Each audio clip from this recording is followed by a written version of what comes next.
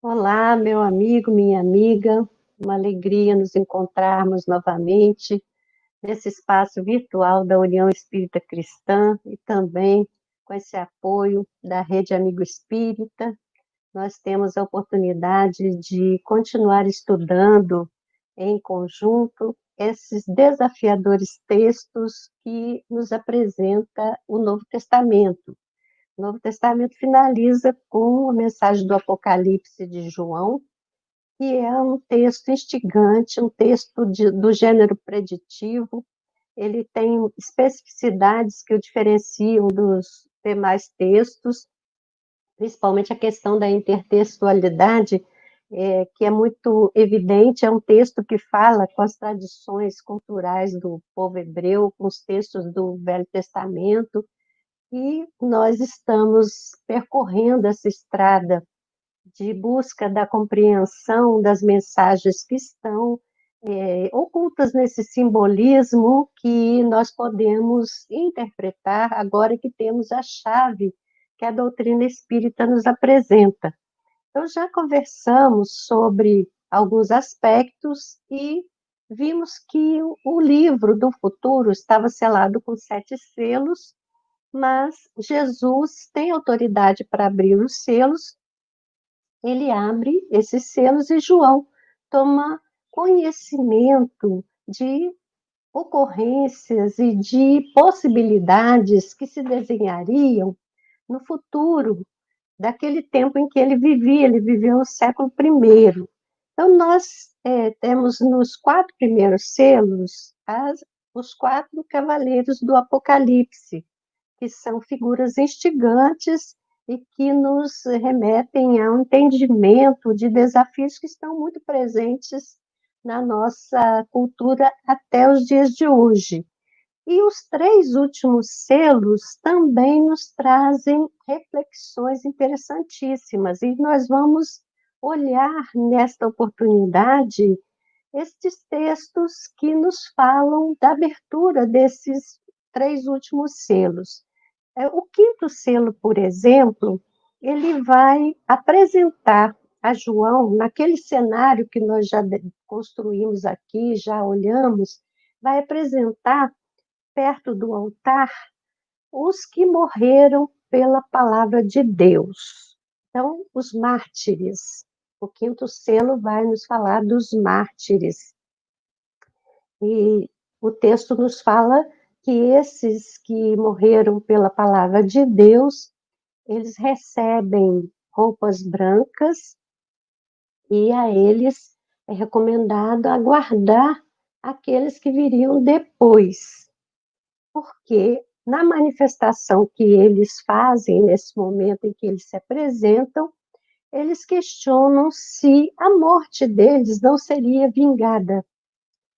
E esse questionamento está textualmente no Apocalipse, instigando-nos a uma interpretação coerente dessa mensagem. Então, nós sabemos que o primeiro mártir do cristianismo foi Estevão. Estevão foi morto pelas autoridades judaicas, aquelas mesmas que sacrificaram Jesus.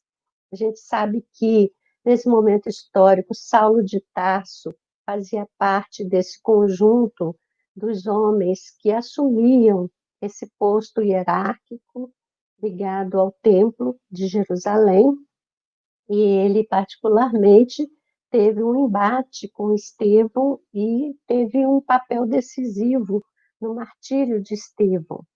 Mas seguiram-se outros que foram também sacrificados naquele momento histórico. Dos apóstolos de Jesus, só João não foi sacrificado. Os cristãos se recusavam a adorar os deuses pagãos ou a considerar o próprio imperador romano como uma divindade, e por isso eram perseguidos e muitas vezes martirizados.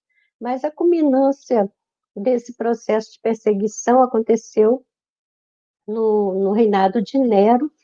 Nero foi uma pessoa portadora de transtornos e ele teria incendiado Roma, mas atribuiu a culpa do fato aos cristãos. Então, nós sabemos que o povo romano tinha uma certa tolerância e flexibilidade em relação às manifestações religiosas dos povos conquistados, mas a partir deste momento se tomou de muito ódio aos cristãos, e aí nós vamos assistir aqueles episódios estarrecedores de seres humanos lançados às feras, transformados em tochas vivas, que aconteceu durante o reinado de Nero. Então, especificamente, naquele momento que João vivia ainda, porque João viveu até a fase avançada, ele já conhecia alguma ocorrência, ele tinha notícias dessas ocorrências, mas o texto dele fala do futuro, que viriam outros depois. Os que receberam a veste branca, quando questionam a respeito de se sua morte não seria vingada, eles recebem essa orientação de que deveriam repousar e aguardar os que viriam depois. Então, o texto nos permite uma leitura agora à luz do Espiritismo para uma compreensão mais precisa do que Jesus está propondo a João, que nos oriente a respeito desse assunto específico, que são a questão dos mártires, que são as vítimas feitas pelo sentimento de inflexibilidade e de intolerância religiosa.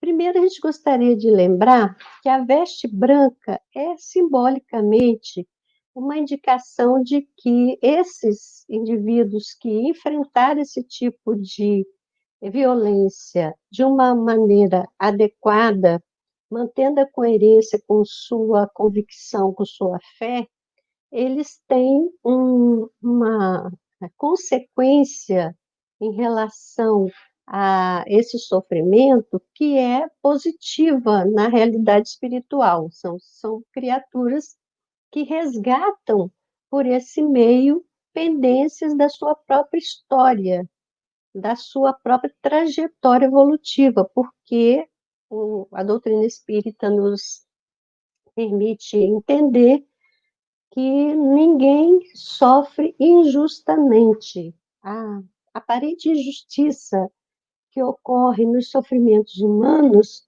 ela é decorrente da nossa visão limitada a esse momento da encarnação de uma criatura.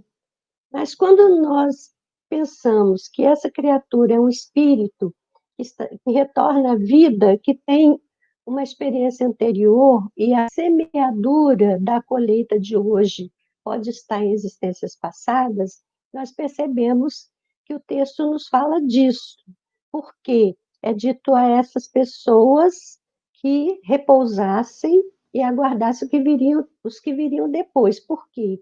Porque quando há uma semeadura de violência, existe uma colheita de violência, a lei de ação e reação. Então, naquele momento histórico, já tinha acontecido uma série de sofrimentos dessa semeadura, mas esta violência perpetrada por alguns resultaria que esses colheriam essa mesma violência futuramente. Então, nós vamos saber que no ano de 313, depois que João já tinha partido, que João viveu até a idade avançada, mas ele viveu no século I apenas, nós vamos ter o cristianismo oficializado como religião do Império Romano por Constantino. E os cristãos de perseguidos passaram a perseguidores. E vamos ver que foram criadas as cruzadas, foi criada a Inquisição, e muitos foram martirizados dentro desse contexto também.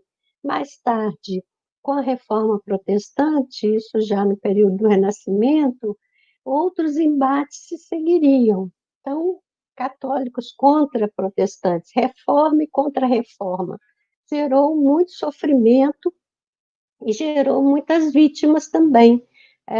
Só na noite de São Bartolomeu, que aconteceu na França, em 1572, inúmeras famílias foram dizimadas por professarem uma crença que não era bem vista pelos poderes constituídos que se associavam à organização do cristianismo pela perspectiva do catolicismo.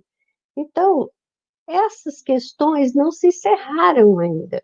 Nós tivemos no século XX, que é muito próximo de nós, sacrifício também de religiosos na ocasião da Revolução Russa. Tivemos mártires na Lituânia, na Romênia, na China, no Vietnã, no Camboja, em Cuba. Então, vejam que o, a colheita ela se faz porque ainda existem semeadores desta intolerância e desta violência. Por isso que a veste branca representa aquele que enfrentou esse tipo de sofrimento de uma forma produtiva, né, mantendo a sua coerência, mantendo a sua fidelidade à crença, mantendo confiança em Deus, e ele então se quita com a lei, né? Se quita com a lei de ação e reação, que propõe a cada um a colheita da sua própria semeadura.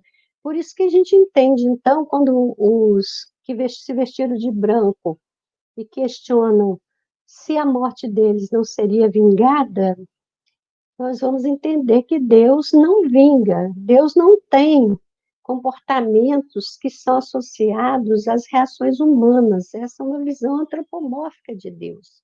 Deus é a inteligência suprema, é a causa primária de todas as coisas.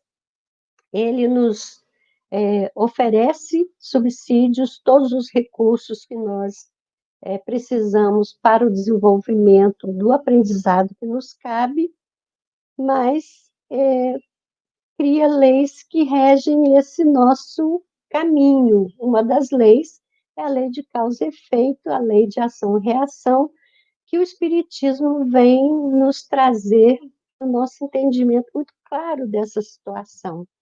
Porque se nós pensarmos da perspectiva de uma única existência terrena, fica sem explicação, fica precária a nossa visão da justiça divina. Então, olhando por esse prisma de que aquele que experimentou uma situação e utilizou a violência como argumento de poder e para o seu próprio proveito pessoal, essa criatura vai ser situada numa circunstância diferenciada no futuro em que essa própria violência vai atingi-la e ela vai ter oportunidade, então, de desenvolver a sua sensibilidade em relação ao sofrimento do outro. É assim que nós aprendemos. Então, Deus não se vinga, Deus rege o universo por leis morais e isso é algo que deve nos orientar hoje, que o ensino do Apocalipse é um ensino que nós devemos saber transpor para o momento que nós estamos vivendo. Então, se nós estamos entendendo esse caminho dos mártires, cabe a cada pessoa que adota uma visão religiosa e busca o desenvolvimento da sua espiritualidade, a coragem de ser autêntico no seu caminho, porque Jesus falou sobre essa situação. No Sermão do Monte, ele finaliza com 3 bem-aventuranças que alertam em relação a isso. Bem-aventurados aqueles que foram perseguidos, injuriados, que por causa do nome dele, é o que ocorre aqui na mensagem do Apocalipse, os que morreram pela palavra de Deus. Quem se deixa envolver pelo ensino, quem veste essa camisa do desenvolvimento espiritual, ele vai ter uma atitude diferenciada no contexto em que vive, e essa atitude vai suscitar desconfiança em torno e reações. E essas reações, é claro que hoje já não tem cabimento pensar em sacrifícios humanos, em martírios, da maneira como no passado já ocorreu. Mas existem, sim, perseguições, existe a maledicência, existe uma série de ocorrências no campo social que engendram sofrimento para aquele que está sinceramente desejando desenvolver a sua espiritualidade e se reformar. Então, no quinto selo, o nosso entendimento é que a vestimenta branca é a roupagem daquele que, experimentando o sofrimento, a perseguição, mantém-se fiel ao ensinamento e coerente com ele, principalmente em se tratando do cristianismo. A mensagem é de que nós devemos amar, ainda que não sejamos amados. Amar até mesmo o inimigo, o adversário, aquele que nos persegue, aquele que nos calunia. E isso ainda é muito presente no cenário humano. Se nós soubermos vivenciar a dificuldade como fonte de aprendizado, nós também vamos vestir as vestes brancas, que é o simbolismo, né? Desde que o mundo é mundo, o branco é utilizado como vestimenta das cerimônias religiosas. E a metáfora está nessa identificação de que a ignorância ela se liga à obscuridade, às sombras, à impossibilidade de enxergar claramente as coisas. A ignorância ela é associada àquilo que nos tolda a visão, que nos impede a percepção. E já o conhecimento, a sabedoria, se associa à luz, à claridade, aquilo que nos permite divisar novos horizontes, olhar, ver mais amplamente. Então, a vestimenta branca tem a ver com esse simbolismo da luminosidade. O branco é a soma de todas as cores e resulta na luminosidade. Isso é verdade, é verdadeiro. Então, aí está o simbolismo do quinto selo. Nós devemos buscar a quitação com a lei divina pelo enfrentamento corajoso das circunstâncias adversas que estejam em nossa vida, não deixando que em nossos corações esteja presente a desesperança, o desconsolo, o desespero, a revolta, quer dizer, aceitar aquilo que a vida nos oferece como material para o nosso aprendizado. E daí nós vemos que a abertura do sexto selo. Na abertura do sexto selo, está dito que houve um grande tremor de terra, o sol se torna negro e a lua como sangue, e 4 anjos seguram 4 ventos para que sejam analados aqueles que seriam marcados pela palavra de Deus. Então, é desafiador esse texto do sexto selo, porque vai nos trazer a percepção de que tem razão aqueles que falam que o Apocalipse está falando do fim do mundo, né? Que fala do sol escurecendo, né? A lua, as estrelas escurecem e há tremores de terra e acontece essa visão trágica de tudo ser desconstruído, desmontado. E então, na verdade, são afirmativas impactantes, mas que também estão dentro do simbolismo do texto preditivo, e encontrar a chave para abrir estas portas é a nossa incumbência de buscar a luz do Espiritismo.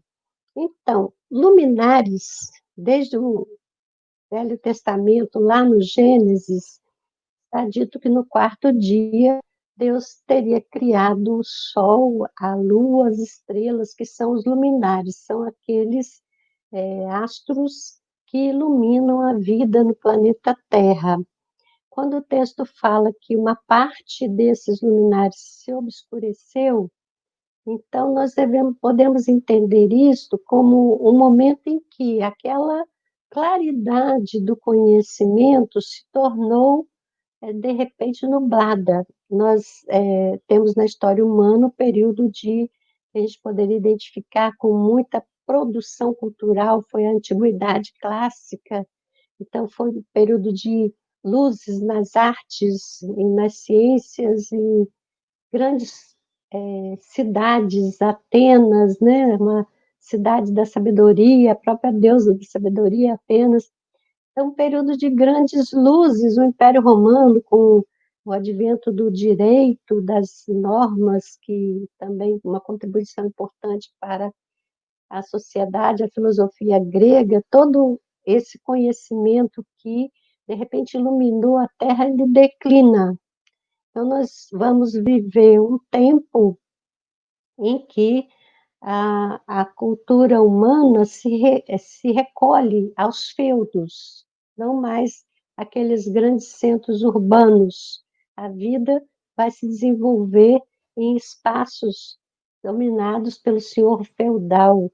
É o período da Idade Média que se estende por cerca de 1000 anos e é tido na história humana como um período de trevas, de sombras. Mas o que o sexto selo nos fala, na verdade, é dos ciclos. O Apocalipse é um texto que nos vai propor o entendimento de que a, a Terra é um planeta inserido num sistema, que é o sistema solar. O sistema solar está inserido numa galáxia, que é a Via Láctea, e todos os planetas, todos os astros do universo obedecem a leis e são regidos por ciclos. E então entender a lei dos ciclos é importante. E, os ciclos, eles são períodos que estão demarcados num tempo e que exercem efeito sobre a criatura. Por quê? Porque nós estamos imersos na energia universal. Deus cria todo o universo e mantém todo o universo pelas leis que ele criou, que são leis precisas e eternas, e estabelece também toda a manutenção desse universo por amor na sua própria força. A André Luiz fala do hausto do Criador, e nós aprendemos com Allan Kardec que a fonte de toda matéria é o fluido cósmico universal. Então, esse hausto do Criador, que é essa energia primordial, que é a criação da fonte de tudo que existe, que compõe aquela trindade primeira, Deus, o Criador, o princípio material e o princípio espiritual. Isso resume toda a vida universal. Então, esse fluido cósmico universal, ele está presente em todo o universo e as leis divinas regem o funcionamento de tudo que é material. Então, existem os ciclos curtos que nós podemos acompanhar. Por exemplo, a Terra, ela faz um movimento de rotação em torno do seu próprio eixo, e esse movimento de rotação gera o dia e a noite. Então, é um ciclo que é de 24 horas, nós conseguimos perceber, e também o ciclo anual, que é a translação da Terra em torno do Sol. Então, esse é um ciclo também, 365 dias aproximadamente, nós conseguimos acompanhar.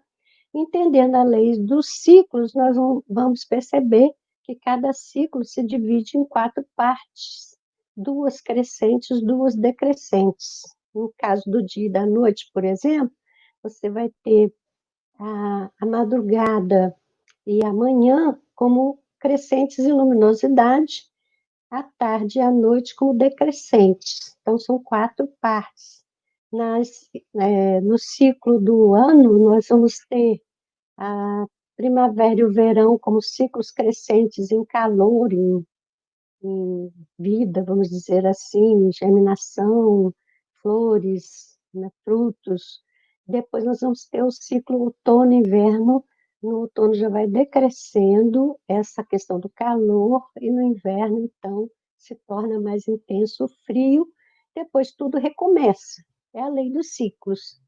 Cada ciclo divide em quatro partes. Então, o Apocalipse nos permite verificar que existem ciclos que nós não acompanhamos, porque eles são muito longos no tempo. Por exemplo, o nosso Sol, ele também faz um movimento dentro da galáxia.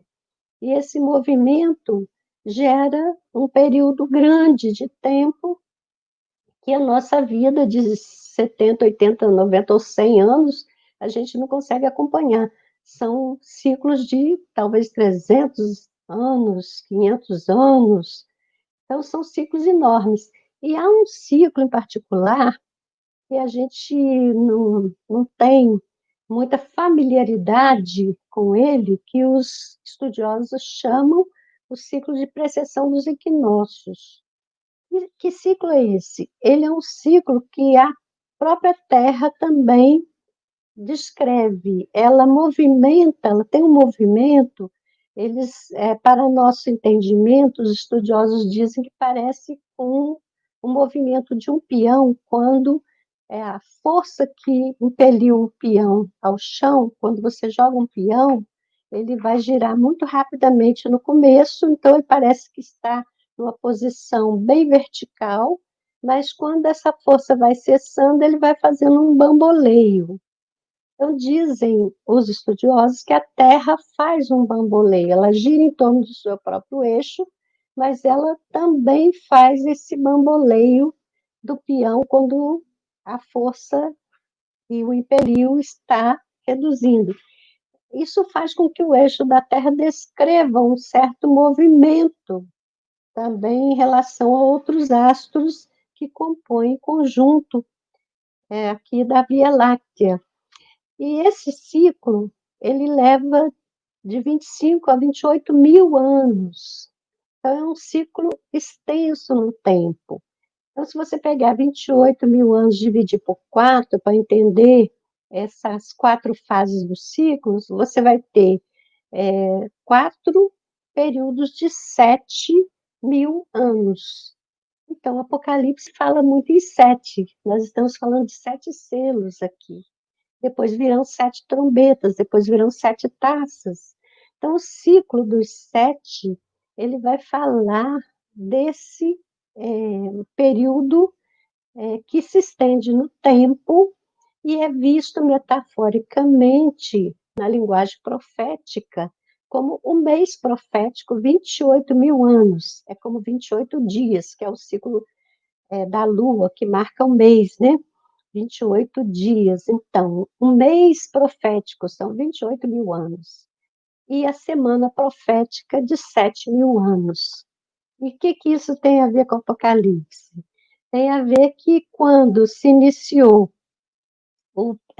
esse ciclo, esse mês profético, vamos dizer, nós tivemos aqui uma história que Allan Kardec nos conta em A Gênese, a chegada dos exilados de Capela, espíritos que viviam a realidade do mundo mais avançado, estava no período de avanço como a Terra tem hoje, mas que não se ajustavam às disciplinas necessárias para que aquele mundo seguisse avançando. Então, esses milhares de espíritos foram retirados dessa condição e trazidos para a Terra, e chegaram aqui no início desse mês profético, aproximadamente 25 mil anos, 28 mil anos para trás.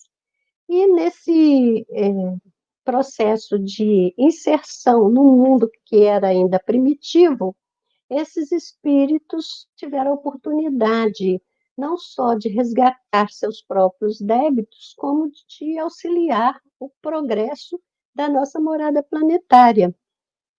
E aí, desses 28 mil anos, nós vamos perceber assim, que passaram-se já 3 semanas proféticas. nós estamos na última semana, no último período de 7.000 anos. Quando que está marcado o primeiro momento dessa última semana? Quando, no Gênesis bíblico, nos fala de Adão, que Deus teria criado, então, esse símbolo da humanidade terrena. Adão é o homem da terra, é o homem feito do barro da terra. Então, essa trajetória do morador da terra que vai, então, percorrer esse caminho de autoaprimoramento. E na inserção desta possibilidade, dessa raça que vai se aprimorar, nós temos a contribuição dos capelinos, que estiveram aqui vivenciando a fase primitiva e aprimorando o equipamento biológico desse ser que vai caminhar, então, a partir de Adão, e o Livro dos Espíritos nos informa que Adão teria vivido 4.000 anos antes de Jesus. E a mensagem dos estudiosos do Apocalipse nos dizem, as mensagens nos dizem, que Adão é a representação simbólica daqueles que não adquiriram a condição de retorno ao seu mundo de origem e permaneceram na Terra. Então, nós temos 4.000 anos antes de Jesus, esse início dessa caminhada do grupo que permanece no desafio de se aprimorar, até Jesus, 4.000 anos, Jesus esteve presente, nos trouxe o roteiro de libertação, para que nós possamos superar o que trava ainda o nosso caminho evolutivo e prosseguir. De Jesus até nós tem 2.000 anos, então o século XXI marca o último ano da última semana profética. E aí eu vou recomendar a vocês que façam a leitura do texto que está em Gênesis, no último capítulo, o texto de um espírito chamado Arago, em português, na grafia, mas na pronúncia Arago, porque era um francês, e ele vai falar dos ciclos, dos grandes ciclos planetários, e de como eles influem no ânimo das criaturas que vivem aqui neste mundo, e nós vamos perceber por que é importante vestir-se de branco. Na abertura do sétimo selo, está dito naquele cenário que esses que vieram vestidos de branco vieram de várias partes do mundo. Então, todas as partes do mundo recebem informações espirituais e oferecem aos espíritos habitantes destas partes a possibilidade de superação daquilo que ainda obscurece os seus caminhos, para que conquistem a sua própria luz, para que se vistam de branco, dizendo assim simbolicamente, porque no texto está dito que os que vestem de branco são os que lavaram a sua roupa no sangue do Cordeiro. Simbolicamente, é dizer que são aqueles que aprenderam com Jesus a caminhar neste mundo desafiador, aproveitando as oportunidades que ele oferece para o nosso próprio aprendizado. Então, o sexto selo e os ciclos, um desafio grande para continuarmos estudando, e aí, quando abre o sétimo selo, 7 anjos recebem 7 trombetas. Então, na verdade, quando o sétimo selo é aberto, começa uma nova história, um novo processo de compreensão de outros ciclos, que são notícias do próximo capítulo. Que Jesus nos abençoe, que nós possamos nos motivar a continuar aprendendo, para que as luzes do Cristo signifiquem para nós um caminho de aprimoramento sempre crescente. Muita paz a todos. Jesus nos abençoe.